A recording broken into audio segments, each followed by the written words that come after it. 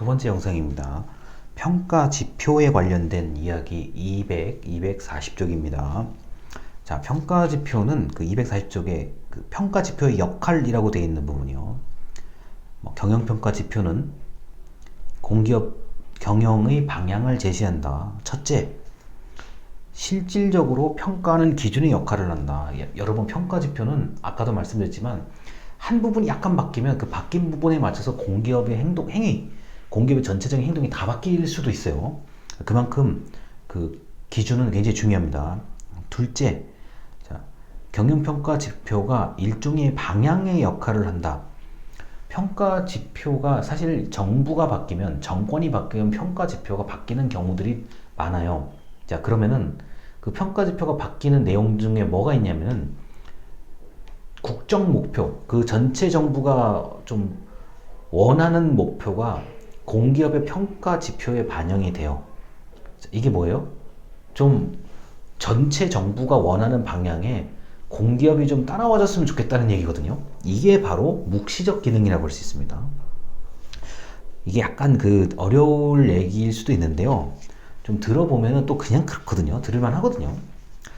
자, 그리고 이제 평가의 방법이 243쪽부터 평가의 방법, 실질적인 방법이 나오는데요. 그 평가의 방법은 원래 점수를 우리가 계산을 해보면서 수업을 좀 할 필요도 있는데, 그렇게까지 할 게 없고요. 특히 여기 계신 분들이 아직은 이제 공기업 가실지 또는 아닐지도 모르고, 제가 여러분들의 지금 개인적인 그 어떤 성향을 전혀 지금 알 수가 없기 때문에 아주 간단하게 언급하는 수준에서 평가 방법이 여러 가지가 있다는 점을 말씀을 드리고자 합니다. 243쪽이요. 거기 중간에 약간 진한 글씨가 있어요. 목표 대 실적 평가. 자, 목표가 숫자로 설정되고 실제 공공기관이 달성한 실적치를 그 목표와 비교한다. 자, 여러분 이런 거죠. 내가 100점을 맞겠다. 목표. 내가 그런데 90점을 맞았다. 자, 100분의 90이죠. 이게 목표 달성도, 목표 대 실적 평가. 이게 너무 쉬운 얘기라서 솔직히 할 말이 없죠. 자, 목표 달성도는 당연히 높으면 높을수록 좋은 점수를 받는 겁니다. 그런데 이제 이런 건 있어요.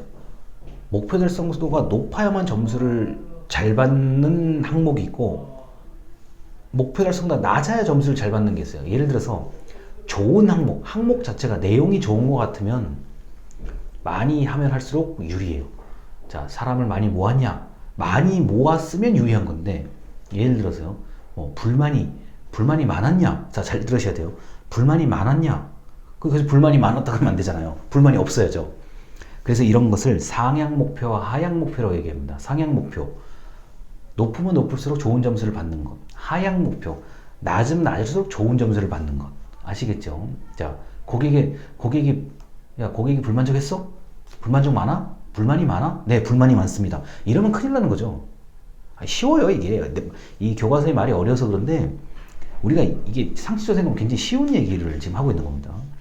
자, 그 다음에 추세치 평가 243쪽에 아래서 세 번째 줄입니다. 자, 과거 몇 년 동안의 실적을 기초로 표준치를 계산합니다. 그러면 그 표준치를 얼마나 달성했는지를 따라서 점수를 계산하는 방법이죠. 자, 이게 이 표준치라는 것은 몇 년간의 것을 일종의 평균 개념이라고 보셔도 뭐 크게 틀리진 않아요.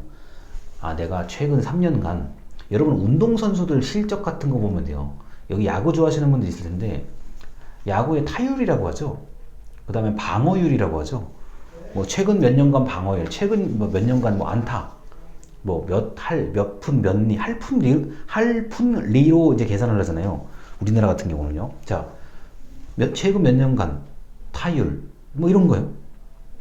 요새는 워낙 야구 보면 정확하잖아요. 요새는 이제 카메라부터 우리가 흔히 말하는 증강현실, 이렇게 스트라이크 존도 딱 나오잖아요. 우리가 쉽게 구별할 수 있게끔 나오잖아요. 이게 이런 개념이 추세치 평가라 그래요. 제가 야구의 타율, 최근 몇 년간 타율, 이런 거 가지고 생각하면 거의 정확하게 맞을 수 있어요. 그 다음에 244쪽에 베타 분포 평가라고 하죠. 자, 베타 분포 평가는 이런 겁니다. 최상, 최하, 직전 연도의 실적치를 감안하여 표준과 표준 편차를 구한다. 그래서 실적이 그 표준으로부터 얼마나 왔다 갔다 안에 그 범위 안에 들어오는지를 가지고 보는 거거든요. 자, 그래서 이것도 방금 말씀드린 추세치 평가하고 비슷해요. 그래서 저 이 스포츠 경기에서 이런 베타 분포 평가의 개념이 나올 수 있죠. 자, 이런 겁니다. 우리 야구의 예를 들어서 우리가 야구 저 시즌 계속 이렇게 경기 1년 동안 그건 하잖아요. 그럴 때의 실적과 그 선수의 실적과 자, 우리가 이제 그 좀 잘하는 팀끼리 나중에 누가 우승할 거냐 이렇게 그때부터는 토너먼트 개념이잖아요. 뭐 1승 2패냐 2승 2패냐 이런 식으로 가잖아요. 그때의 실적을 따로 분류를 하잖아요.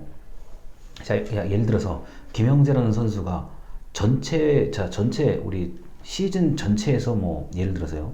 자, 홈런을 100개를 쳤는데 요 바로 직전 지금 준결승 뭐 요런 결승 요 딱 그 직전에는 홈런이 하나도 없었다.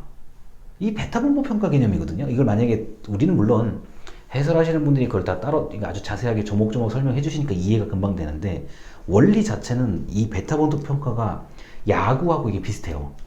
아까 말했던 추세치 평가하고도 비슷하고요. 자, 그리고 목표 부여 평가라는 게 있는데 이것도 읽어 드릴게요. 244쪽에 아래서 7번째 줄이요. 자, 최고 목표와 최저 목표를 설정해서 득점 구간을 설정한다. 자, 이거는 이게 좀 일단 좀 실적이 굉장히 많이 쌓인 곳에서 유리하게 실적이 많이 쌓인 곳에 적용할 수 있는 평가인데 최고와 최저 목표를 적용해서 뭐 구간을 여러 개로 나누고 그 구간을 뭐 위에 구간에 들어가면 몇 점, 중간 구간에 들어가면 몇 점, 최하 구간에 들어가면 몇 점 이렇게 나누는 방법들이 있습니다. 다만 이 목표 부여 평가를 한다고 하면은 이거는 좀 실적이 많이 써야 돼요. 많이 써야 되고 굉장히 반복적인 일들이 하루에도 좀 막 예를 들어 수백 개, 수천 개, 수만 개씩 처리하는 경우는 이게 가능해요.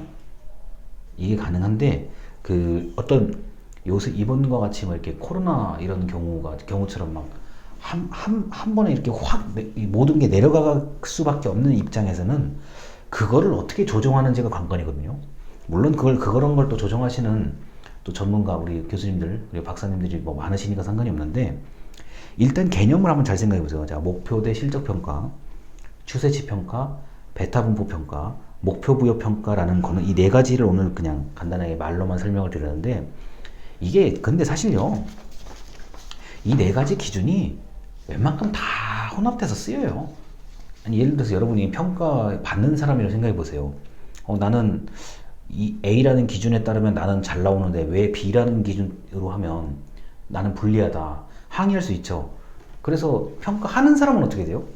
A로도 해보고 B로도 해보고 C로도 해보고 D로도 해보고 그래야 이게 말할 거리가 생기잖아요. 그래서 이미 적용이 다 되고 있는 것들입니다. 자, 넘어가겠습니다. 자, 어디냐면요. 247쪽에 위에서 6번째 줄이요. 자, 기관장 계약 경영 제도란 공공기관의 책임 경영을 확보하기 위해 기관장과 주무부처 장관이 경영개혁을 체결하는 것이다. 자, 이건 흔히 말해서 기관을 대표하는 대표와 자, 그 공기업을 관할하고 있는 장관님과의 계약이거든요. 이미 우리나라는 계약서가 다 준비가 되어 있습니다. 그래서 기관장님들도 대표님들도 계약을 하는구나 이렇게만 알고 계시면 돼요. 계약서의 양식부터 딱 정해져 있어요. 이거는 거의 바꿀 수 있는 여지가 거의 없습니다. 제가 볼 때는 다 정해져 있어요. 자, 그리고 이제 이렇게 기관장 평가와 기관 전체에 대한 평가 방법을 말씀을 드렸는데 절대 어렵지 않습니다. 이게 지금 제가 야구에 대한 얘기를 많이 드렸는데 이 통계를 분석하는 방법 같은 거는요, 아무래도 이 정부에서 쓰는 기법보다는 시장 영역, 기업이나 민간 영역에서 쓰는 기법이 훨씬 더 빨리 진화해요. 자, 참고로 말씀드립니다. 통계 기법이 가장 다양하게 바뀔 수 있는 부분이, 그러니까 새롭게 개발되는 부분이 증권이에요. 아니 우리가 여러 주식하시는 분들 있을 수도 있는데 이 등락이라 그러죠. 올라갔다 오르락내리락 이렇게 하루에도 하잖아요. 그리고 돈이 걸려 있는 문제잖아요. 그러다 보니까 상당히 많은 경영, 경제, 통계 이런 학자들이 어떻게 하면은 주식시장을 제대로 볼 수 있을까에 대해서 무진장 연구를 많이 하세요. 지금도 연구 무진장 많이 하세요. 그러다 보니까 이렇게 여러분 아마 그 주식 앱이라든가 컴퓨터로 이렇게 주식 같은 거 이렇게 접속해 보시면은 만약에 자기가 좀 지식이 있으면 이렇게 클릭 몇 번 딱 하면 차트가 그에 맞게 다 바뀌어요. 이제 연동도 거의 뭐 전자동으로 연동이 돼 있어요. 난 이 그래프가 불편해. 그럼 요거 누르면 바뀌고, 요거 누르면 바뀌고, 다 돼 있어요. 진짜 너무너무 많아서 어쩔 줄 모를 정도로 다 돼 있어요. 자, 이게 뭐예요? 분석과 평가 방법이 비슷해요. 분석을 하는 방법과 평가하는 방법이 굉장히 유사한 게 많아요. 자, 주식. 그 다음에 이제 그 부동산 같은 경우는 이제 조금 느리다 보니까 그래도 여전히 상권 분석, 어디에 입점, 어디에 가게를 내면 더 잘 될 것인가, 상권 분석할 때도 굉장히 예민하게 공식을 적용하고요. 그 다음에 이제 스포츠의 예를 들었어요. 스포츠는 일단 속도가 빨라요.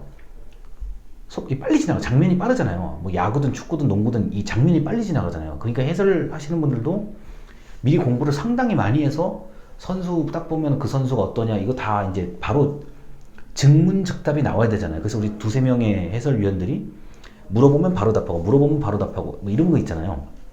자, 그런 식으로 될 정도가 되면은 일단 데이터, 자료가 확연하게 들어와야 돼요. 자료를 좀 보고 좀 알아야 뭘 얘기를 하죠. 그리고 자막으로 나가잖아요. 시청자를 위해서, 스포츠 팬들을 위해서 자막으로 나가야 되는데 어떻게 하면 시청자들이 좀 혹할 수 있을까?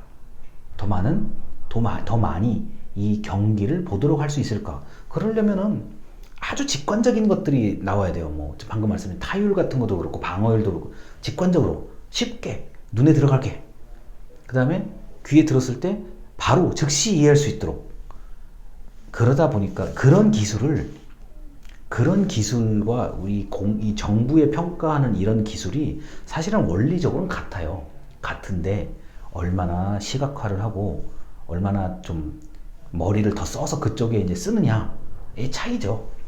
그래서 제가 지금 원리적인 부분까지 이렇게 말씀을 드렸습니다.